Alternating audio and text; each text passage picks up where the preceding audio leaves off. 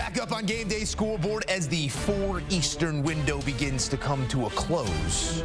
Carolina Panthers, after getting their first win a week ago against the Houston Texans, back in the loss column, their 7th of the season. And don't forget, that pick does belong to the Charter franchise in the Chicago Bears. The Colts come away with the win here behind Gardner Minshew, 27-13.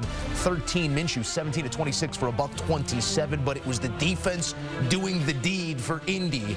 A pair of pick sixes and a 3rd pick for Bryce Young as well in his 7th loss as a professional. Back in studio with the 2-time Super Bowl champ Bryant McFadden here to break one down. And Mac, defense rules the day once again. And we'll get to Bryce Young in a moment, but I want to go positive first here on the Indianapolis side. It's week 9. Everybody's identity is almost solidified, but there are those tweener teams. I would situate Indy there with all the turnover and the quarterback questions and everything they've been through this year with the running back as well. What did you make of the performance, specifically the way the defense led the win in this one? Very, very impressive. A big ball game for the Colts. You talk about playing against a team that has been struggling, especially the young quarterback in Bryce Young. But making him look like a rookie was significant for the production with the Colts. You talk about more 2 interceptions. Both went to the house. The defense alone put up 14 points on the scoreboard for their offense. Didn't really see a lot from Gardner Minshew. When you're talking about having your defense play the way they did, you didn't need a lot from him. Also, to a bright spot, starting to see Jonathan Taylor more involved offensively. He caught a receiving touchdown today as well. This was a huge game for the Colts. You know what I mean? You look at where they stand in their division. Of course, you know, trying to be in that playoff conversation as well. Taking care of their business as a team that has been extremely bad was a huge opportunity for them to get in the winning column, and they were able to do so. A pair of pick sixes, and that coming to pass for the first time in 2 seasons, first since Mike Edwards. Kenny Moore II, literally.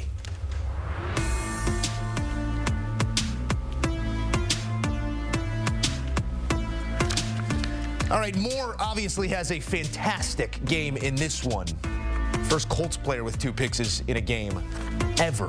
Mac, as we explore this one further here, we do have to talk about Bryce Young. And it comes on a day when a rookie quarterback passing record falls. The number 2 overall pick in C.J. Stroud claiming that maybe this further, I don't know, echoes what we've been saying throughout the year in the head-to-head. That goes to Young a week ago.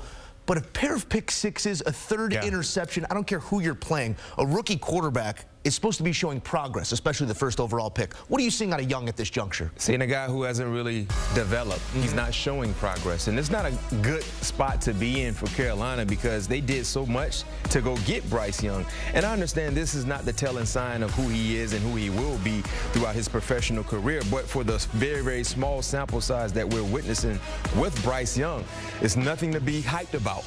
And if you look at the other quarterbacks in his same neighborhood, his peers, C.J. Stroud, baller. Anthony Richardson, before he went down with that injury, season-ending injury, he showed progress. Flashing. He looked pretty good. Even Will Levis, you got a little Levis, 2 stars, looks to be promising.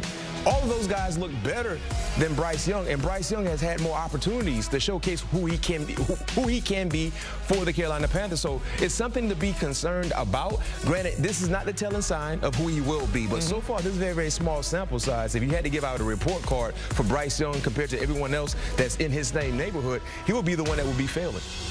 If we're talking about just this Sunday, yes, we are early in the game, but as you look at the stats, 2 has won. Let's take you back out to the booth where one of our members of our award-winning team of the NFL on CBS, Trent Green, joins us with his thoughts on this ball game. Trent, sub 200 yards and a multi-possession win here for the Colts. Defense leading the way, a pair of touchdowns there, going pick 6 the other way. Your emerging thought here from this defense-first effort is what? Well, I think it's outstanding. You know, we talked to Gus Bradley this week. He was very frustrated with the way his defense has been playing, averaging nearly 40 points or giving up nearly 40 points the last 3 weeks and just not good enough football. And I thought they came out with an attitude. They came out with an approach. They were able to effectively execute that approach. They don't blitz a lot. Listen, they only blitz 18% of the time. They didn't blitz a lot today to get after Bryce Young. They were able to get pressure, but just rushing those 4 guys. Occasionally they'd bring a 5th off the slot or off the side. but it wasn't a lot of pressure, and really they were able to put pressure without those extra defenders. So that's the formula they want to use. Gus Bradley was very open about the fact that they're young in the secondary. They've been dealing with a bunch of injuries. They had even more injuries today in that secondary, but I thought Kenny Moore the second stepped up huge. Obviously with those 2 touchdown returns was the main difference in this game. You know, Trent, I think identity is a word maybe we throw around weeks 1 through 6 very loosely, trying to figure out an identity. By the time we get to week 9, we think we've established it, but quarterback, running back, other positions you allude to here, so much turnover for the Indianapolis Colts. It felt like maybe today was in a way solidifying identity as a defense-first football team here. What is the identity of the Colts, and as you sort of project them forward across their schedule, can they win that way? Well, they can, and the offense that they had in the first half wasn't bad. They had over 170 yards of offense. They were able to get Jonathan Taylor involved. He had over 40 yards rushing. It looked like the plan they had going in was a good one. The second half, they just didn't have the ball a lot. They only had 19 yards of offense halfway through the fourth quarter because they didn't possess the ball a lot. Obviously, those defensive touchdowns do a big thing for it, and when you've got that kind of lead, you change your game plan a little bit. You're not as aggressive. So I thought the second half, even though the production wasn't there because they had less than 30 yards of offense, that was the game plan that they needed to win the football game, especially when Kenny Moore got his second touchdown return and it made it to a 3-possession game. You get a lot more conservative. So I don't have a problem with what they're trying to do. It's a combination of Zach Moss and Jonathan Taylor. Get the offense going from a passing standpoint as much as they can. I thought Gardner Minshew did a good job of protecting the football. They had 9 turnovers the previous 3 games. They did have the muff punt today, but for the most part, they protected the football. Trent, we appreciate your point of view on all things that you bring to our program here, but anytime you've stood in the shoes of a man, talk to a quarterback about a quarterback, I'm very interested in your point of view on who Bryce Young is here in week 9. It's so early in his career, and we have become a what have you done for me lately type analysis society when it comes to these QBs, especially when your reference point just goes for 470, a rookie touchdown record.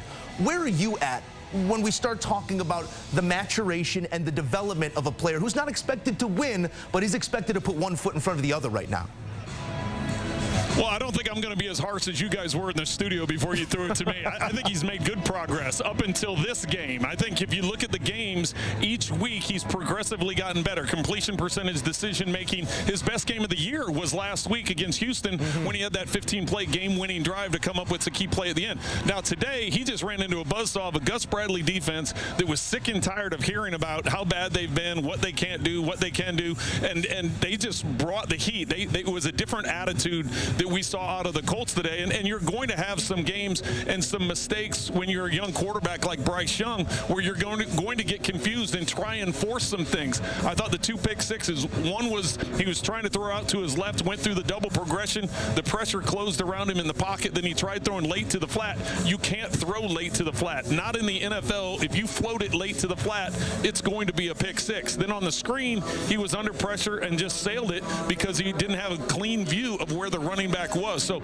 I'm a little bit more forgiving just having played the position. I can understand your comparisons to the other guys in the league, but if you look at C.J. Stroud and the weapons that he has there in Houston, who do the Carolina Panthers have that scares you if you're the defense? Who do they have that scares you from a vertical standpoint? Who's going over the top? Who's taking the top end off of it? Right now it's Adam Thielen doing his 5 to 10 yard routes in the middle of the field.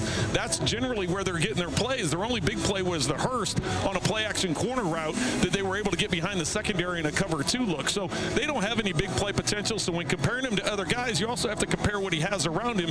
Carolina is building this. Frank Reich told us this week. He goes, he understands what they're doing. They're trying to build his confidence, trying to build his understanding in the offense, and then get the pieces that he needs around him to make this thing roll. What I just heard right there is appointment television on Monday morning. QB Trent Green, Bryant McFadden going to sort it out themselves. Trent, thank you so much. All right, thanks, guys. And don't forget, this season, it's the NFL on CBS, streaming on Paramount+. More than 100 games this season coming your way in the palm of your hand or anywhere you stream. That includes the AFC playoffs and Super Bowl 58 from Las Vegas. It's the NFL on CBS on Paramount+.